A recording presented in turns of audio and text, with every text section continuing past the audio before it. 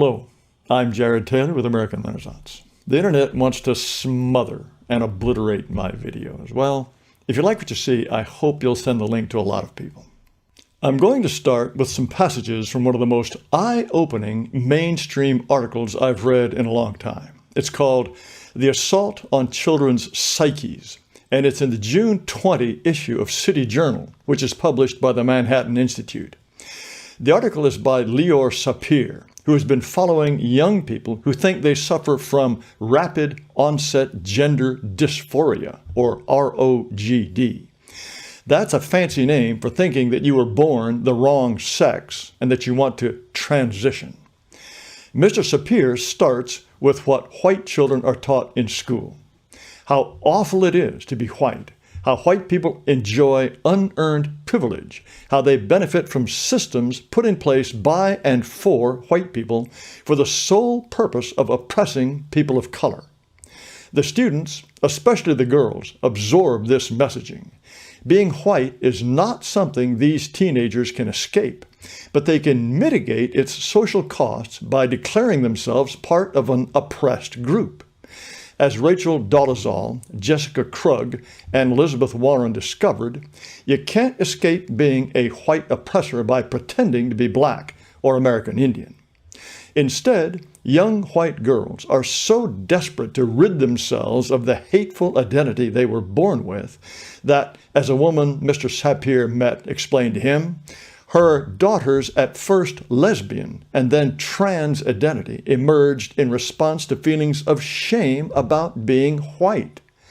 Mr. Sapir adds, I have since spoken to more than a dozen ROGD parents and parent group leaders who tell a similar story. Mr. Sapir explains, instructed to view their humanity through the distortive lens of white supremacy, California's teen girls, and it's not just California, are seeking refuge in puberty blockers, testosterone injections, and double mastectomies. They've been so brainwashed, they think being a white cis person is so horrible, they are trying to turn themselves into something else. That way, they too can become victims, stop being oppressors, and finally become good people. This is surely one of the most hideous effects of anti-white propaganda. Mr. Sapir goes on, another option available to girls who wish to escape or at least mitigate their status as oppressors is to have a diagnosed mental health problem, especially ADHD, multiple personality disorder, gender dysphoria, depression, or anxiety. Patricia, a woman he interviewed, said that it is not uncommon for teenage girls in her daughter's community to one-up one another constantly based on who has more or more severe diagnoses. What this means is that the horrible things our society says about white people have literally driven these people insane, or at least to the point they wish they were insane, which is to me its own form of insanity. If you're a diagnosed psychotic, I guess you can't be blamed for blacks shooting each other and filling up the prisons. Is it possible that trying to believe the things liberals are supposed to believe could drive you crazy?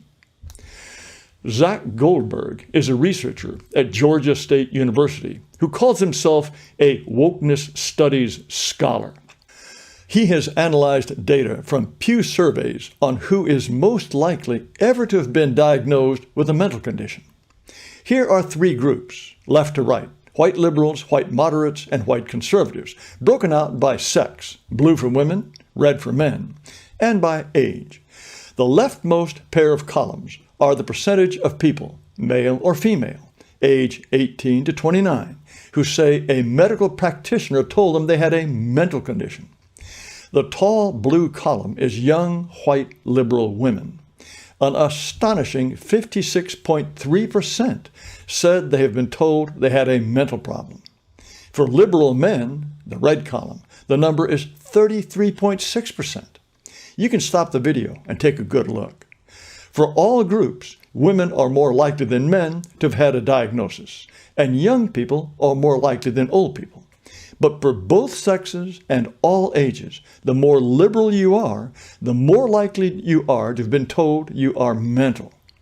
Could it be that liberals are no more likely than conservatives to be crazy, but they seek help more often, or are just more likely to admit it?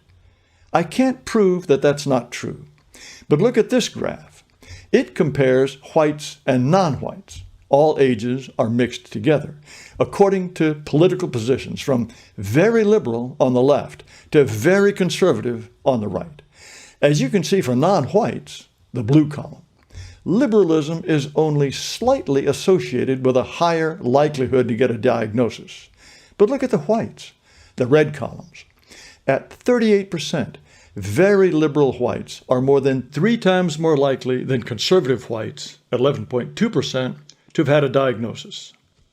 Interestingly, for both whites and non-whites, being very conservative slightly increases the chances of being told you're mental.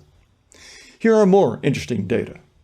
Should white people feel guilty about racial inequality? Blue columns are agree, red columns disagree, and green means don't know. As you can see on the left, more than 50% of white liberals think they should feel guilty, and probably a lot of them do. Over on the right, only 7% of white conservatives think they should feel guilty, and 90% say they shouldn't. Well, feeling guilty, certainly for something that isn't your fault and that you can't change, could drive you crazy. Just like those white girls who want to be boys. Here's another finding. What would you do if you were monitoring social media and found a message that says the average IQ of whites and Asians is higher than that of African Americans and Hispanics? Look at the choices for liberals on the left. Only 15%, the dark blue bar, would just let it be. More than 30%, the light pink bar, would permanently remove the post. And nearly 30%, the dark pink bar, would suspend the account. Look at conservatives over on the right. 60%, the dark blue bar, would leave the post alone, and not even 5% would suspend the account. The question asked is, what would you do about a post that is objectively, factually true? Even Wikipedia reports that in the U.S., individuals identifying themselves as Asian generally tend to score higher on IQ tests than Caucasians, who tend to score higher than Hispanics, who tend to score higher than African Americans. You get the same group differences on the SAT and the GRE. But presumably, only 15% of liberals would let you say that. The rest either refuse to accept reality or want to hide it from you. Either way, it's an unhealthy state of mind. I think you do have to be unhinged, truly to believe the things liberals claim to believe. How else do you believe that black people are as smart and law-abiding as Asians? That white silence is violence? That there will be less crime if there are fewer police? That women are just as aggressive as men and should be in the special forces? That men can become women and vice versa? That men who want to have sex with men are just as healthy and normal, maybe more so, than men who want to have sex with women? Back to this table.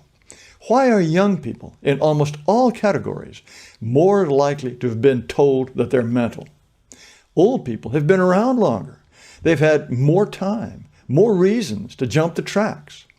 You might say it's a question of stigma, and people my age are too proud to go see a shrink. But couldn't it be the increasingly insane things people are now taught in school? Young women grow up bombarded with ideas their mothers would have thought were outlandish. And there is more mental illness, particularly among young people. This article from the Journal of Abnormal Psychology found startling increases just between 2005 and 2017.